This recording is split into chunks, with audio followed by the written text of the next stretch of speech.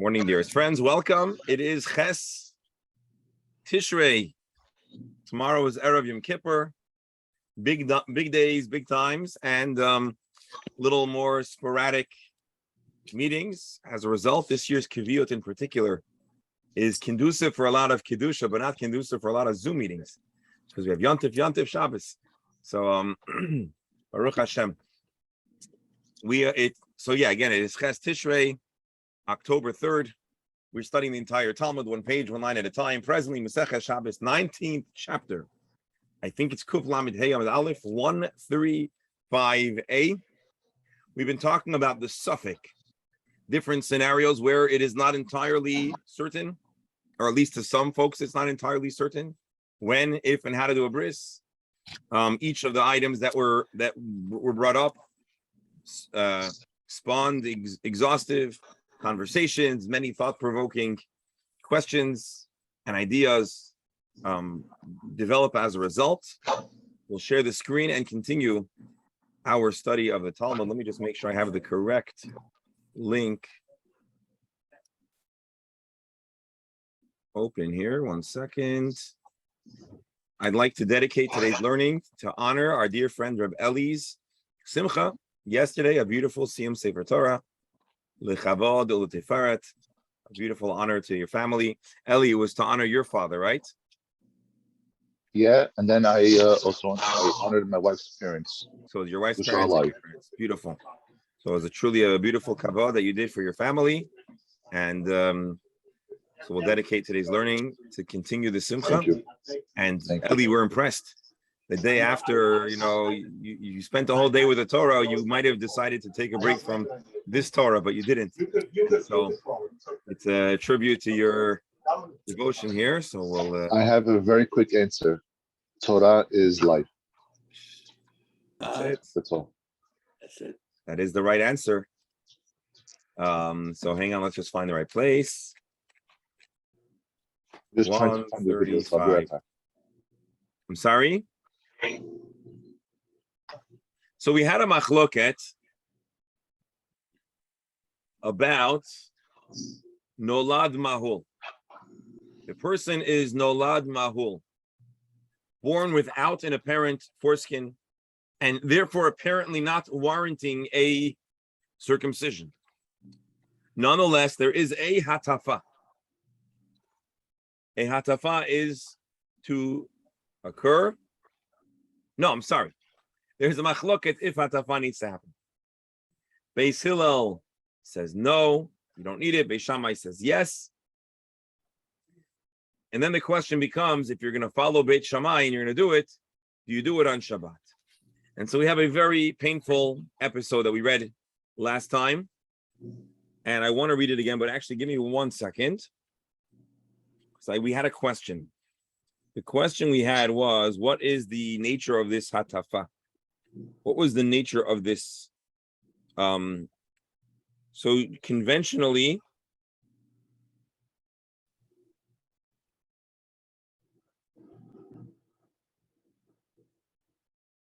okay, we have some sources we need to look up. But conventionally, hatafa is simply a prick, a little bit of blood. But others ask my question, I just don't know their answer yet, which is, so what did that help? And so I think without seeing elsewhere, maybe the point of the hatafa here was not simply just to draw blood, but it was also to probe if perhaps there is a invisible foreskin or a nominal degree of tissue that yet needs to be removed, and maybe the hatafa would accomplish that. Well, then why would Beis Shammai, Beis Hillel say you don't need to do it? Well, perhaps if you can't see it, you don't need to remove it. So this is just me kind of. Yes. Are they saying not to do it or not to do it on Shabbos? Beis Hillel says you don't need to do it at all. At least as I understand it.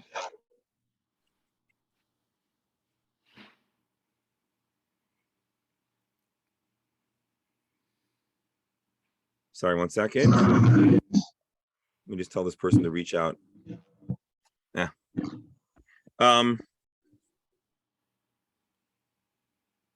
Certainly the Hataf Adam would be only Midarabanan, even according to even according to Beit Shammai.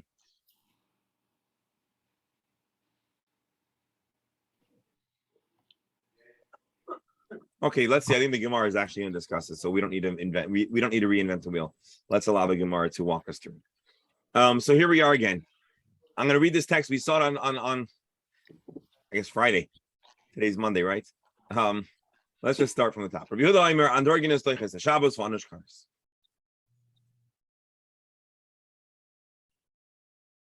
Yeah, let's recap this. It'll be helpful. Rabbi Yehuda says that an androgynous, hermaphrodite, you could be doiches Shabbos and failure to have a circumcision would get the person kares when they grow up, when they become an adult, meaning that Rabbi Yehuda sees the bris of the androgynous as an absolute necessity, not a suffix or anything like that. Or lato.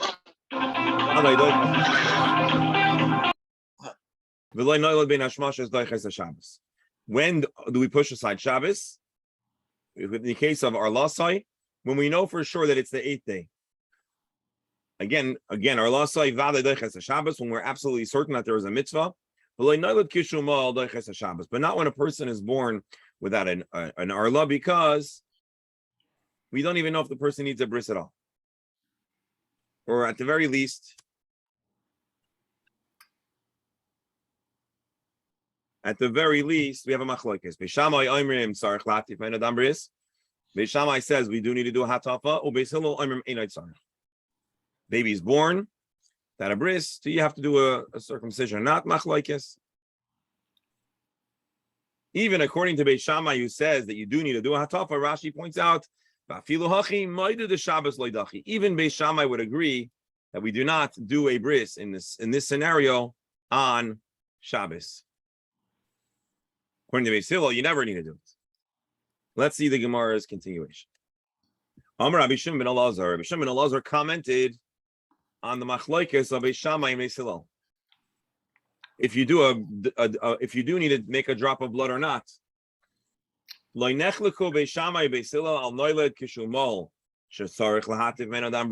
is another interpretation of the machlokes. Rabbi Shimon ben Elazar says they were not arguing. They're not arguing that if someone is born with an arla, they need to do a hatafa, or I should say without an arla. Mipnei she'arla kivusha. Who? He. Because the belief is that there is a hidden arla. Again, I don't know the biology or the physiology of this. Maybe at the end of this Gemara, when we talk to our Moel, we can ask them. But what I imagine is that there's some kind of tissue which has somewhat of the function or nature of an arla, but it's entirely not evident that is what it is. And so here is where I suppose maybe the hatafa was more than simply just drawing blood. It was maybe trying to probe and see if this skin is arla kind of skin. So when it comes to a baby that is born without an arla, without a foreskin, everybody agrees. Beis Shammai and Beis Hillel that we do a hatafa. The whole machlokes was a Gentile born a Gentile who already had a bris. Beis Shammai says we do need to do hatafa. Beis Hillel says you don't need to do hatafa. Okay, I think I went too far back. I'm sorry, folks.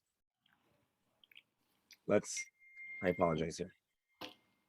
But what I wanted you to see was that there's a machlokes. If there's two machlokeses, there's a machlokes in which regards Beis Shammai and Beis Hillel argue. Are they arguing? Does Beis Hillel say that a baby born without an arla need no bris, or were they only talking about a Gentile who wants to convert, and therefore they already had a bris? So then there's a machlokes: do you do hatafa or not? Rav Amar halacha ketanekama, Shmuel Amar halacha k'Rabbi Shimon ben Elazar. This is the punchline we need to know. Rav paskins that we follow the Tanakama, which is very lenient, which says that Beis Hillel says no hatafa, no pricking, no blood if the baby is born without an arla. And Shmuel says no, halacha k'Rabbi Shimon ben Elazar.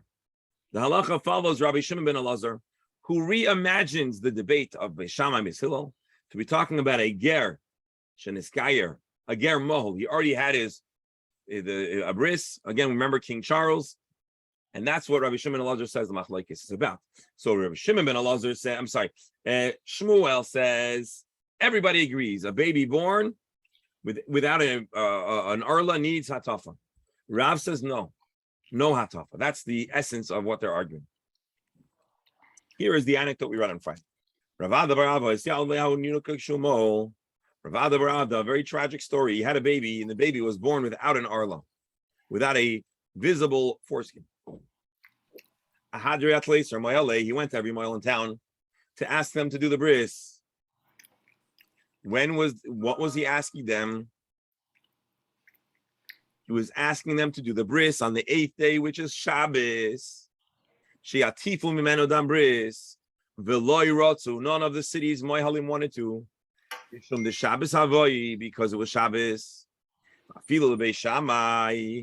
Even according to Beis Shammai, who's absolutely emphatic that you do a bris for such a baby, you do a hatafa.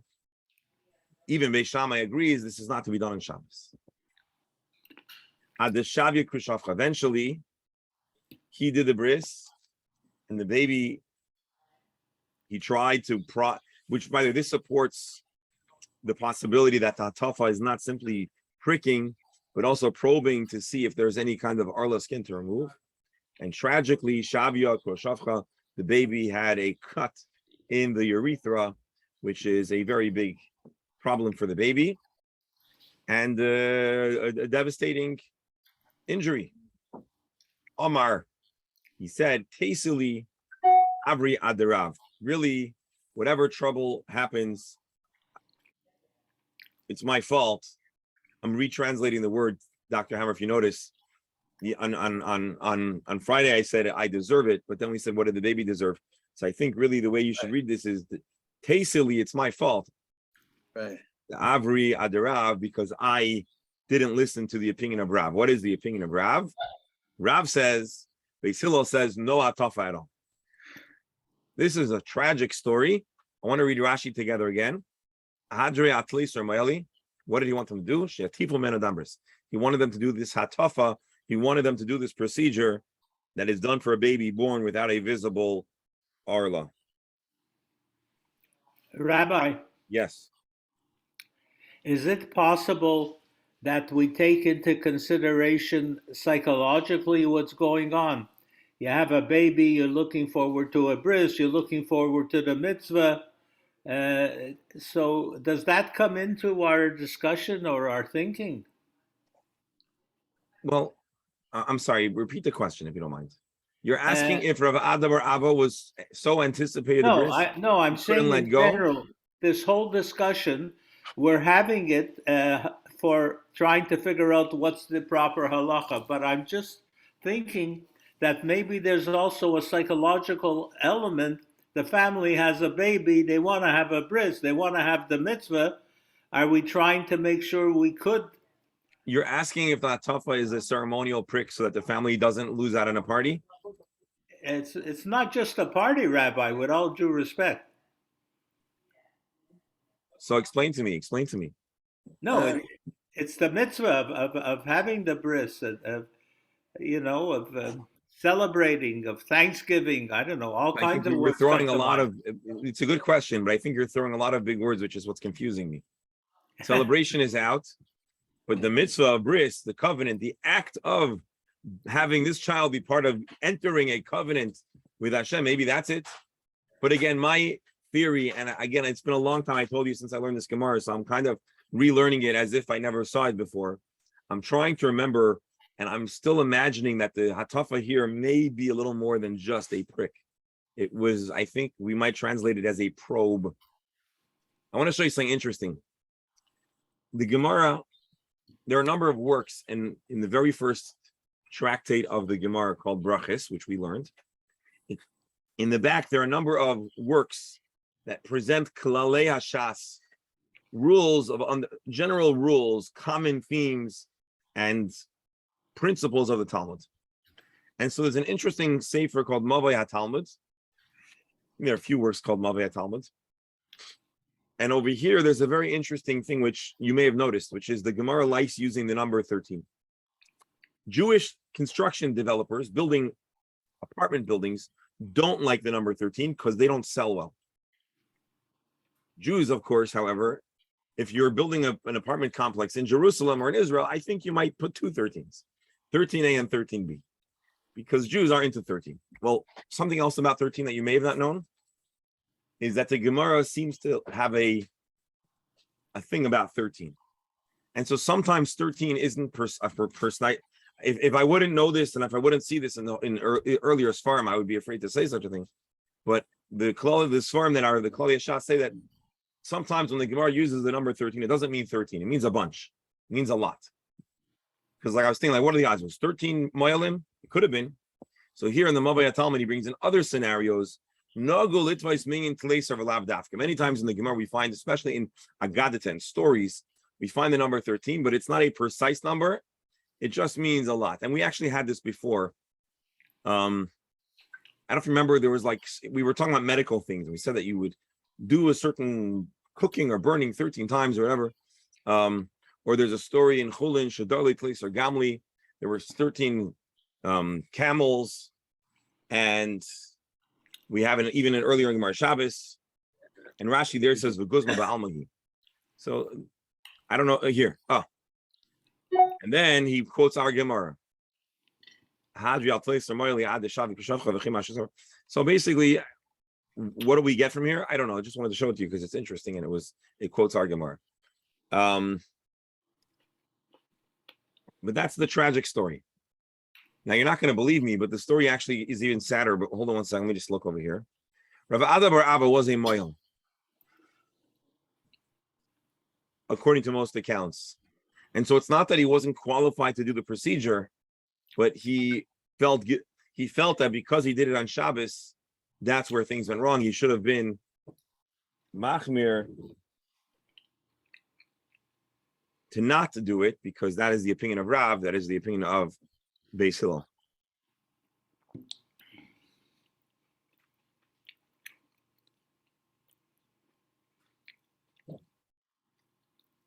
Now I need to look up one more thing before we continue.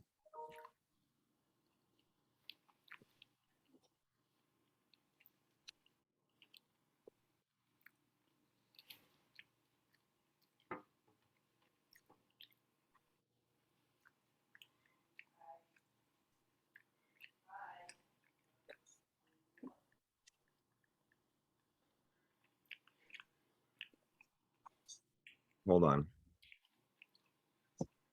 No. Okay, I'm debating if I should share this because it's so horrifying. I just need a little more context, and I'll tell you what. Then I'll tell you the rest of the story, or a possible rest of the story, which makes this story look like a walk in the park. So hold on one second.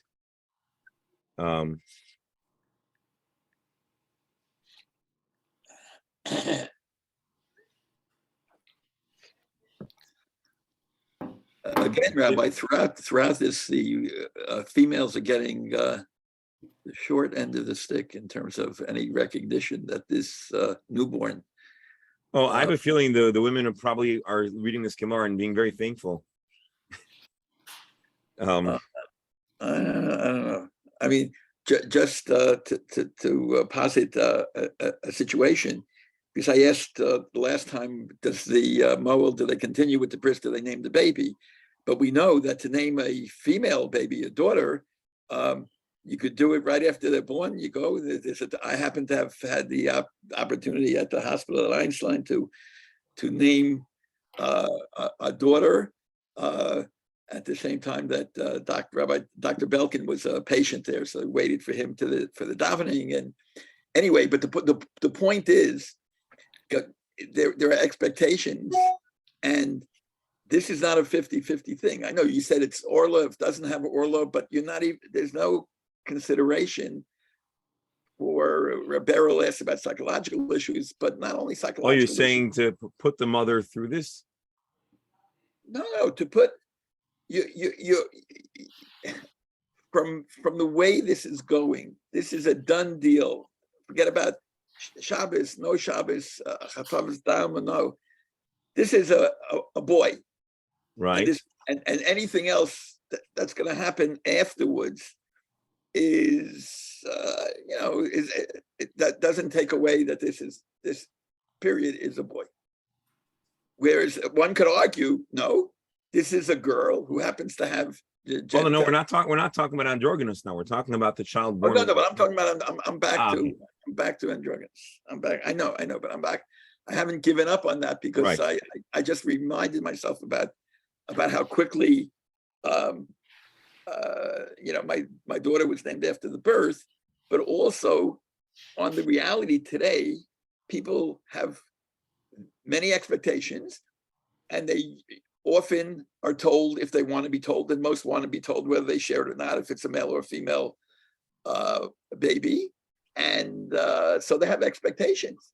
And you can have a mistake because they see one gender and they don't see the other. I hear you. You're preparing.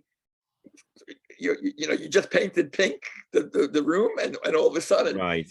You call the caterer for a bris. Okay. So I'm just saying there are a lot of issues that are really difficult for anyone to deal with. I mean, everybody says should only be a healthy baby, and obviously everybody means that, and that's the most important thing. But once given that, then everybody, it would be nice if there were a girl or a boy in the family.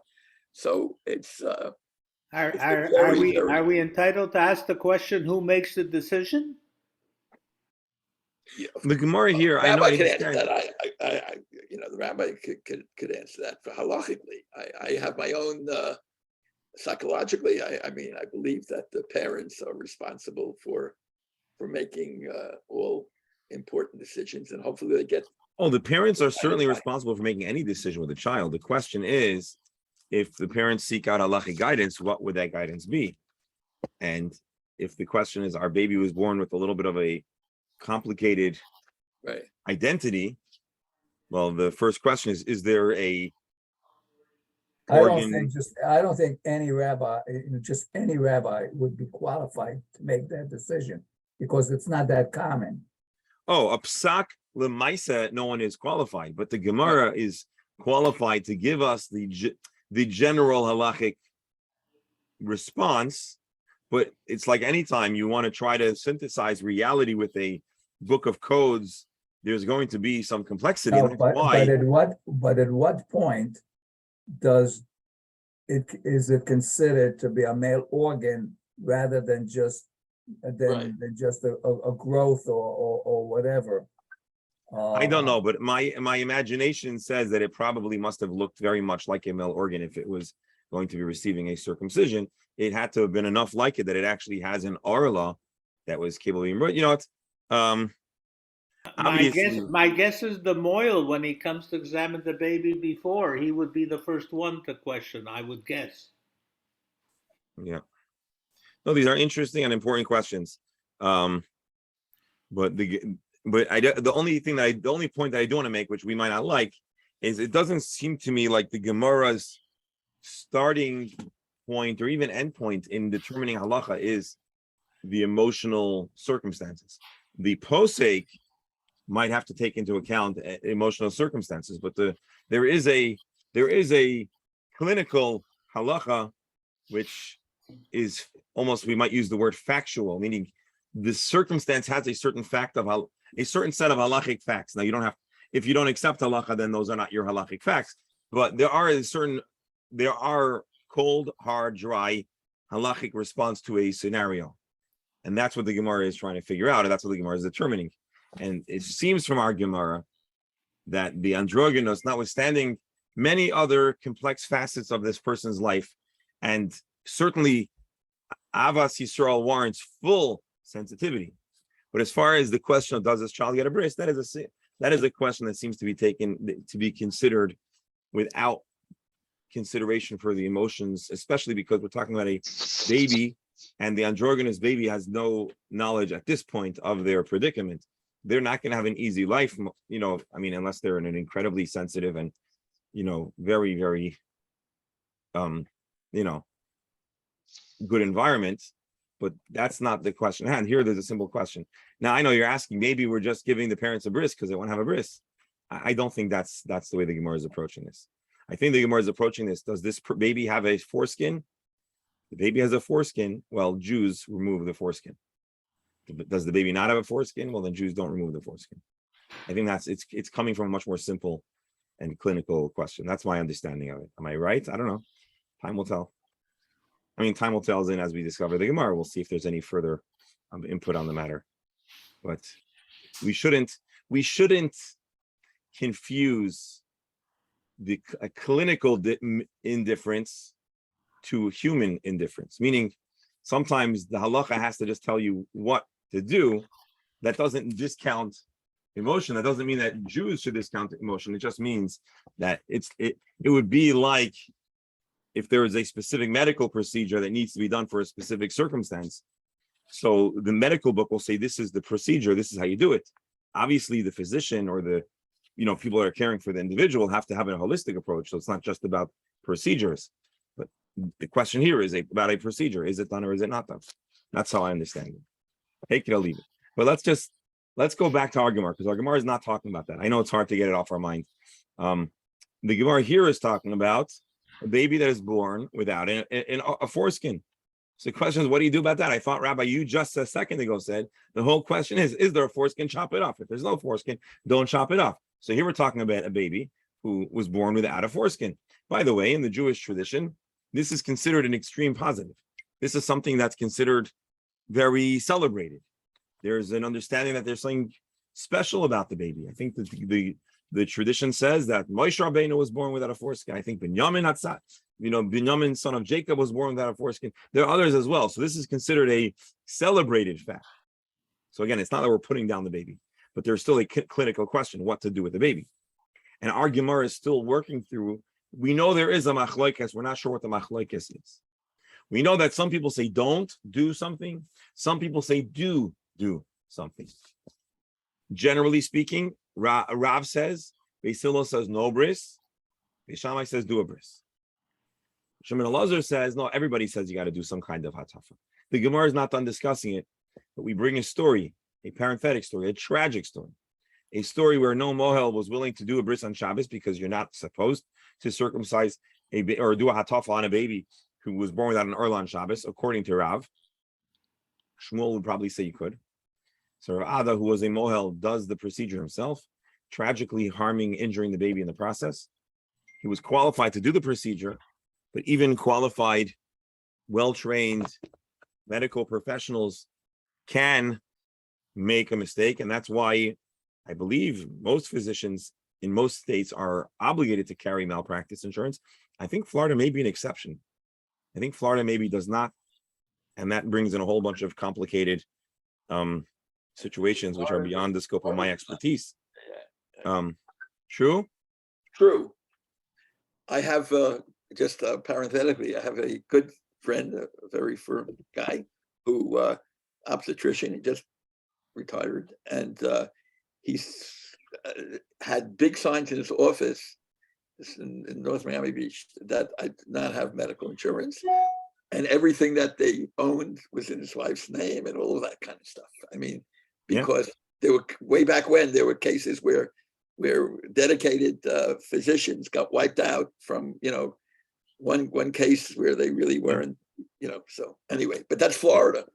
I don't think any other. But and by the way, as a patient, I would not really want to go to a doctor that doesn't have malpractice insurance, because God forbid something happens, I would want to be made right for the, Right. But anyway, when I was a kid, there was a very, very large, this was not malpractice. This was disability. There were a number of doctors that discovered that there was a very low threshold for claiming disability, and it was more profitable than actually. Again, I shouldn't weigh in. I just remember that there was a very young cadre of physicians that had a lot of time on their hands to volunteer because they had stepped on their disability. I don't know enough to really weigh on this. I'm sorry. This could get so bad that there was a place in Texas where the obstetricians refused to deliver the lawyers' babies. They had to go to another town. Listen, if the lawyer was coming after me day in and day out, I wouldn't want to help them either. So, All right, let's take a look at the Gemara. So this is the story. Did he carry malpractice insurance? I don't know. Would it cover his own child, God forbid? I don't know. But this is the story as it happened, a very tragic story. The Yerushalmi takes it a step further, and I'm debating sharing this, but you know what? We don't have, there's no secrets in this Gemara share, right? So the Gemara Yerushalmi tells the story. Now the Gemara Yerushalmi points out it's worse because the Torah says that a baby who has damaged reproductive organs, a male that has damaged reproductive organs, is restricted in certain, particularly marital scenarios. Being that Judaism looks at reproduction very much about, or I should say marriage, and that to be all about reproduction in a halachic sense, a person that is a krus shafcha or a how do you call it, or a pitzua daka, which are different clinical descriptions of damage to the male organ, are limited in marriage. The wording actually is that they aren't roi lavai bakahol. They are not able to marry into folks that are considered part of the cult. So they can only marry certain scenarios. It's a painful subject beyond the scope of our subject.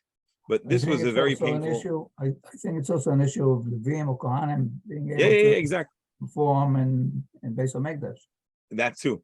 Also, a person that had this was considered a defect that would restrict the person's ability to work in the base of English, possibly. And also remember, in those times, medicine was so that damage could have vast and broad implications to the person's whole development and the ability. So, according to the Yerushalmi, the baby may have even died in the process as a result of this injury, or, and this is the part that I was hesitating to say, I didn't see it in its first source, but there is a version of the story that says that the father was so distraught and felt so terrible for the baby and his prospects for the rest of his life that he prayed that this baby might not live to endure the difficulty of that life, and the baby died. And so I don't know what to make of this story. I'm just telling it to you, just so that you should have the fullness of the record here. So there's three versions of the story. Our story is that he did a little damage and he said, "Oi, it's my fault." There's another version that says that the baby died from this injury, or a third variant that says that he actually prayed that the baby should not live to experience all of the indignity and pain and emotional distress that could result of this thing. I don't know what to make of this, and I'm not telling you what to make of it, but I do want to share it with you for the fullness of the record. So there you have it. I apologize. I'm leaving. Rebera, on this note, you're going to leave? I have a Likud thing. Dr. Samra will understand. Okay. Amar le Rav Nachman. Rav Nachman told Rav Ada, you said that you messed with Rav. This is an interesting scenario. He heard his son. He said, "It's my fault. I followed Rav." Remember, Rav Ada bar Abba was a great Talmid Chacham, a great tzaddik, a celebrated person. Even celebrated people can make mistakes, especially in medical malpractice or not malpractice. A medical mistake could happen even to the most skilled of physicians. But what the Gemara is interested in is less the emotion of the story and more the halachic implication of the story. So he made a statement. I messed with Rav. I went against Rav. So Rav Nachman, I don't suppose this happened at the bris. I'm hoping not. But at a later point, they had a conversation. And Rav Nachman says, I don't understand your statement.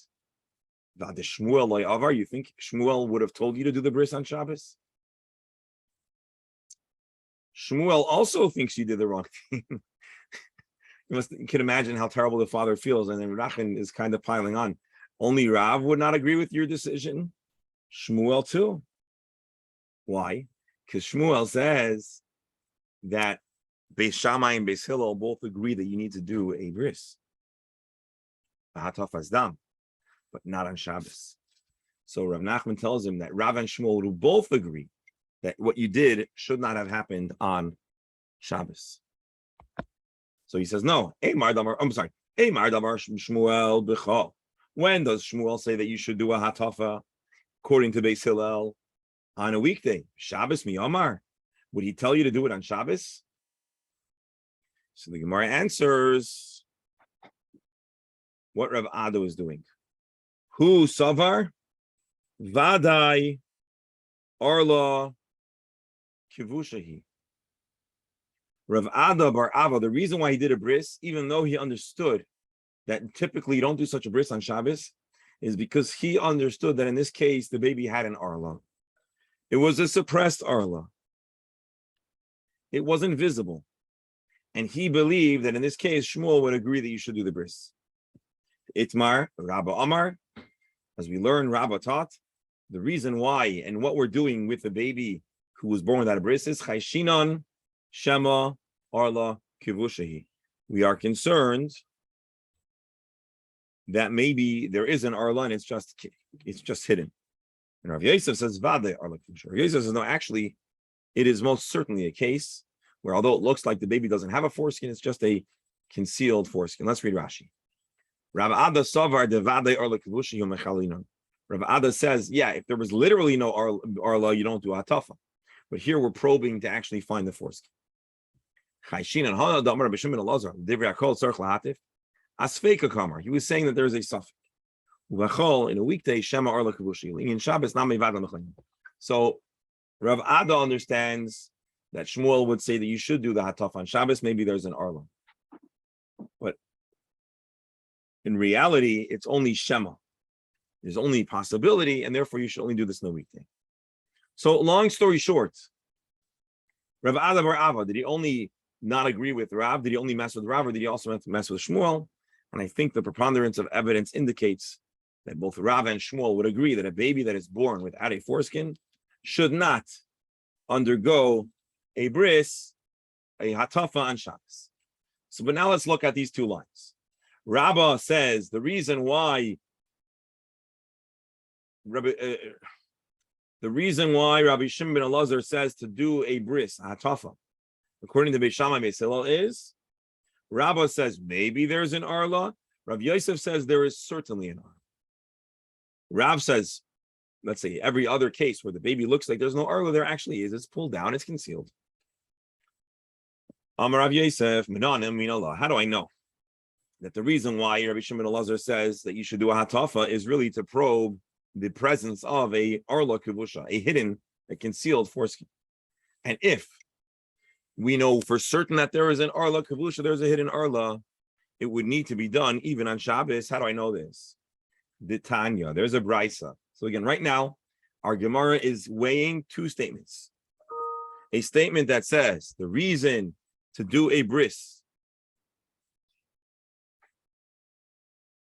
the reason to do the bris or a hatafa on Shabbos, even if the baby doesn't seem to have an arla, is because maybe there's a hidden foreskin, or for certain there's a hidden foreskin. Rav Yosef says there is for sure a hidden foreskin, and Rav Yosef would therefore say to do it on Shabbos. Mina, how do I know this? The Tanya. Rabbi Elazar HaKapor Oima. Rabbi Elazar HaKapor taught. V'nechleku v'shamai u'beis Hillel al noilet kishu mohol shetzarich lahativ menu dambris. Rabbi Elazar taught. V'shamai beis Hillel both agree that you do a bris or you do a hataf. Alma nechleku. What is the subject of their debate? Chalal Allah v'esa Shabbos. The whole question is it to be done on Shabbos? Beis Shammai oimrim mechalim Allah v'esa Shabbos. Beis Shammai says you do desecrate Shabbos to give a baby who is born without a bris a hatafa. Beis Hillel oimrim ein mechalin Allah v'esa Shabbos. Beis Hillel says wait till Sunday. Why would Olav mechalal the Tanakama sover mechalin Allah v'esa Shabbos? If Rabbi Elazar ben Kapor says that the machlokes is if you do it on Shabbos, then he's probably arguing with another opinion that says you certainly do it on Shabbos.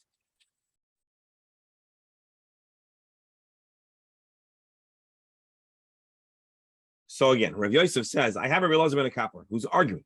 He's saying that there's a machlokes if you do it on Shabbos or not. Who is the first opinion? Rabbi Shimon ben Elazar. He says you most certainly do it on Shabbos. That's what Rav Yosef says. Lav Michal the Tanakama de Rav Elazar HaKapor Sover de V'Yakol Mechalin V'Ana da Amri Kavasei, and Rav Yosef is of the opinion that the baby certainly has an arla, therefore you do a bris. How do you know? Maybe the first opinion is entirely lenient. Medilma Tanakama de V'Yakol Ein Mechalin Kamar. Maybe the first opinion is Rabbi Elazar ben Kapor says no one says you do it on Shabbos. The whole machlokes according to Rabbi Lazar and Kapar is just if you do a bris at all, but on Sunday. So he says, "In Kain, Rabbi Lazar Kapar, time of the Beishamai Aslash Minon." If that's the case, Rabbi Lazar is just coming to teach us the meaning of Beishamai, which is in other words, if that's the case, Rabbi Lazar Mikapor is projecting Rabbi Shammai's opinion on everyone. That can't be. Maybe actually what he's saying is that everybody agrees that such a bris cannot be done on Shabbos. But the machlokes is if you do it in the weekday. Long story short, it's a little bit of a confusing back and forth in the Gemara. The bottom line is our Gemara rejects Rav Yosef's proof that that the baby certainly has a bris, and you just need a probe to find it.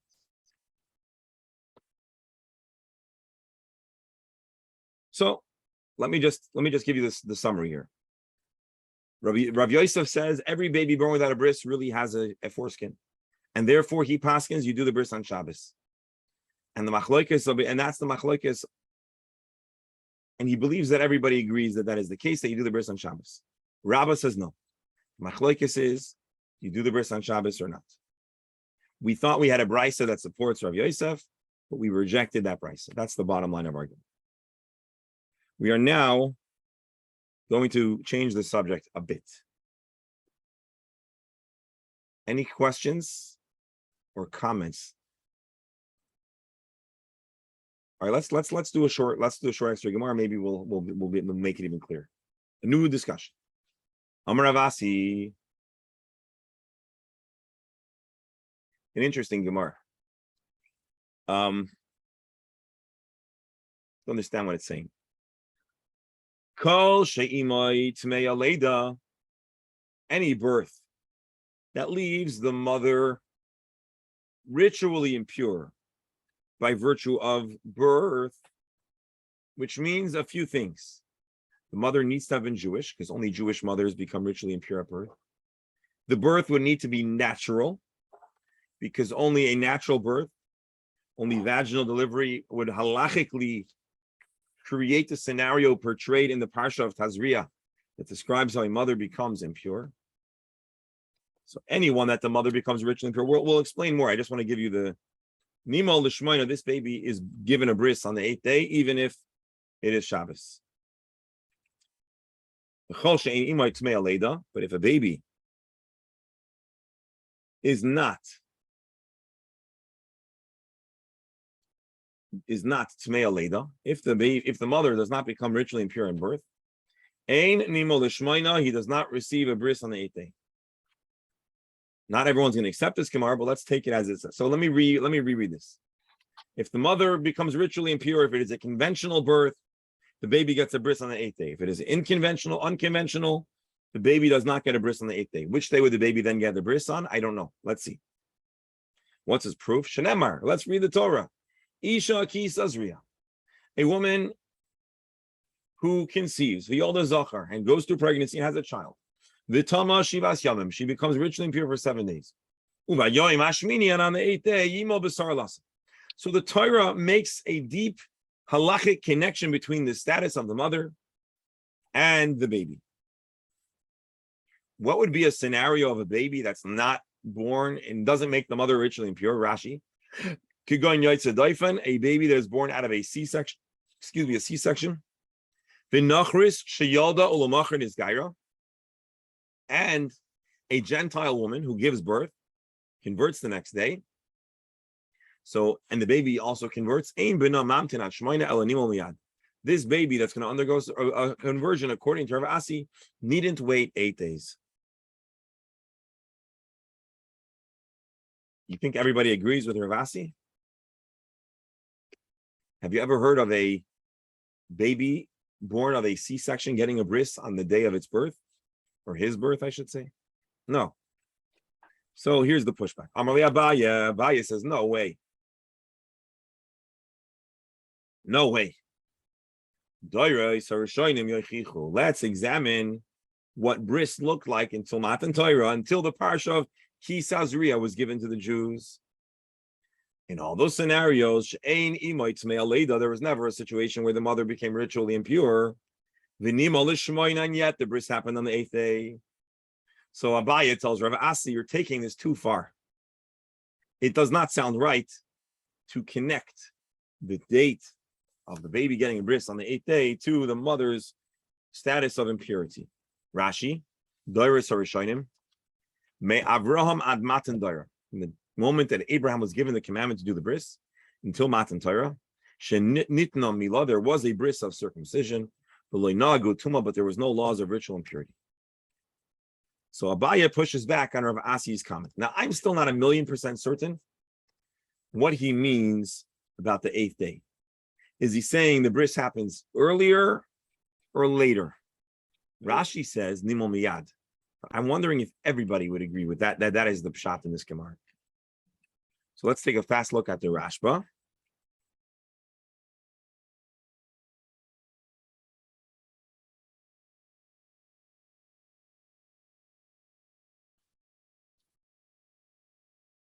No, I'm sorry. Oh, Sam Sofer. He asked my question. A baby whose mother is not ritually impure, it's not a conventional Jewish birth. So then the bris is not on the 8th day. Here's Rashi, Rashi says the baby gets a bris right away. And the same idea is brought by all of the renowned commentaries on this passage in the Gemara.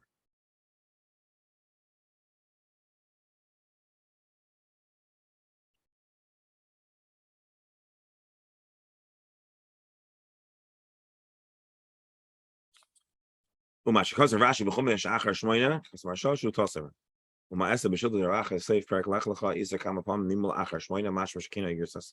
Shaz like one of us are lamzim chas yom b'shuv in chilek ben chas. That's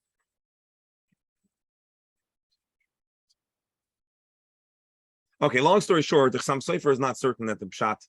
The Chassam Sofer is challenges with the many sources that perhaps Rav Asi actually meant that the bris would happen later, because it would be shocking to say that a baby would get a bris on before 8 days.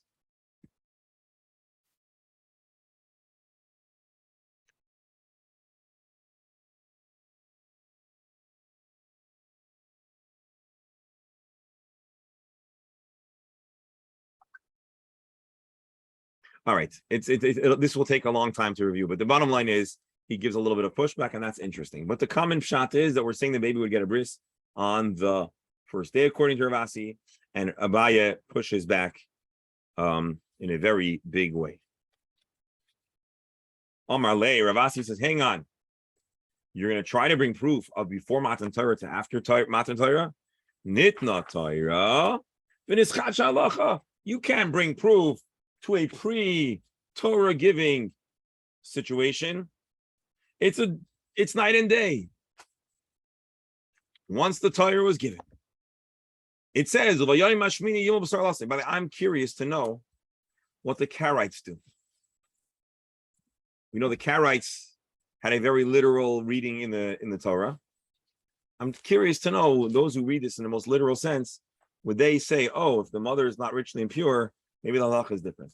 Anyway, just something that I'm curious. So Rav Asi says, oh, no way.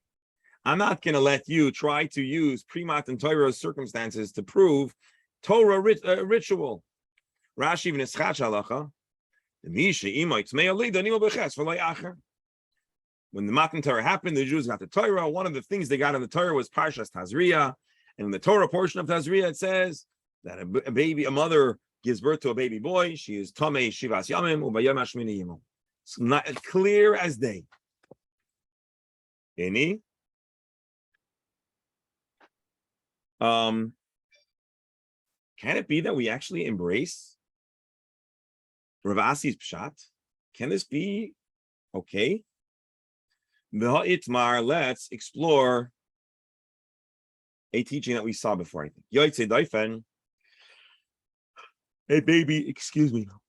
A baby who's born of a C-section.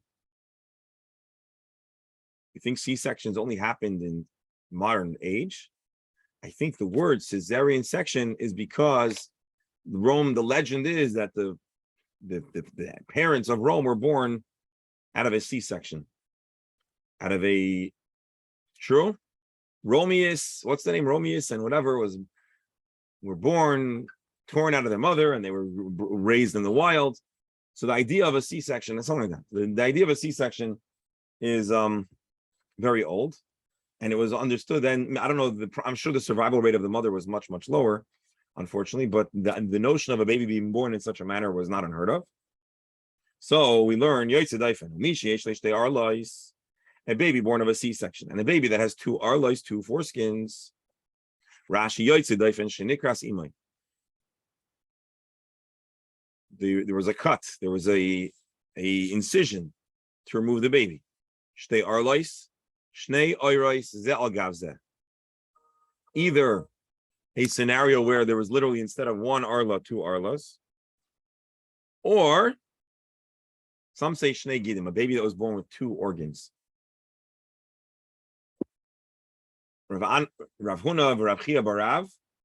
So you have Rav Huna and Rav Chia Barav. Chad Omar Mechalen al Bes Shabbos.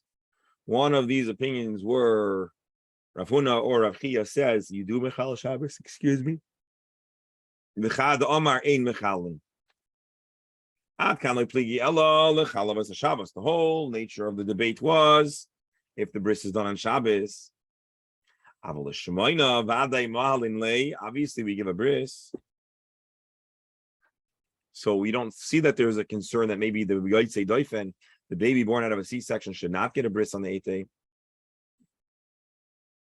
Rashi v'afagav the Yotzei Doifen any motzmei leida. So the Gemara says ha b'hatalia. Actually, the two debates are connected. Let's read Rashi, and then we're going to read Rabbi Steinsaltz. Chilul Shabbos toli b'mila leches. The fact that you're Mechal Shabbos is synonymous with if the baby gets a bris on the 8th day. A baby who emphatically gets a bris on the 8th day, we are Mechal Shabbos. And a baby who is not dafke given a bris on the 8th day, there's no Chilul Shabbos.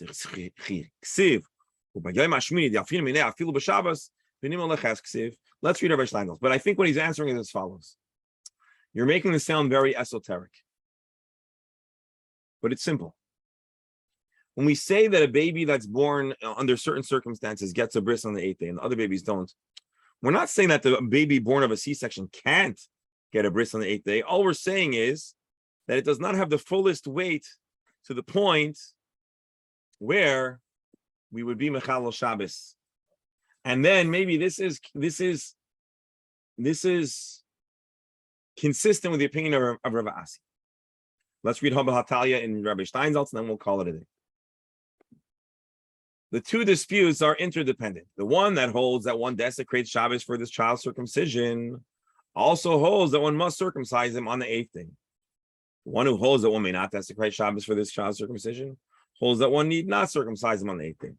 So from here we see that maybe Rav Asi has support in this machlokes. If you say that you're not Mechal Shabbos, you're saying that you don't have the full weight of the absolute bris on the 8th day. The Gemara is not that. Kitanoi. Maybe Rav Asi's opinion and Abaye's opinion are not new, not in the era of the Gemara.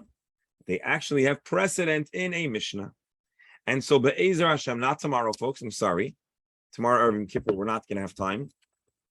And not on Yom Kippur, because we're not allowed to use Zoom. So Be'ezer Hashem, Matzah Yom Kippur, which will be Thursday, we will resume learning, and we'll then explore the Mishnah, where there seems to be a reflection of this Amoraic dispute about how absolutely certain and sure we are about giving a bris on the 8th day, and if there's any correlation between the mother's status and the baby getting a bris on the 8th day, or maybe there are other factors on hand. And so, folks, I want to thank you for joining me today. I want to acknowledge today's Gemara was maybe a little more esoteric. Okay, esoteric's the wrong word, but a little bit more hard to follow at certain points. But I want to thank you all for being here. Countdown to Yom Kippur. And at this Thank you. important juncture, and before we go, I want to wish everyone a Gemar Chasima Toiva. We should have all of the Amen. blessings secured for the coming year. Again, Mazel Amen. Tov to Rabbi Eli. And Thank look forward to seeing everybody after Yom Kippur. And let's be in touch also for those that need a lulav and esrog. Be happy to drop it by. Let's just be in By touch. the way, I looked it up. The Karaim don't do Priya Metzitza. They consider it go. Batusi. Alright, guys. Have an easy Okay, that's time. not surprising because the Torah doesn't explicitly mention it. Right. But what about the 8th day? They didn't say that. And they do it on the 8th day. There was no Maya or not Maya. I'm curious what they asking about a C-section. Yeah. You know, I can look that. I can try to look that up. That's getting a little bit into the weeds of Karait Yeah. halacha, but okay. Dear friends, thank you all so much again. Have a Gemar Chasima Tova and the Yashikaya for being here.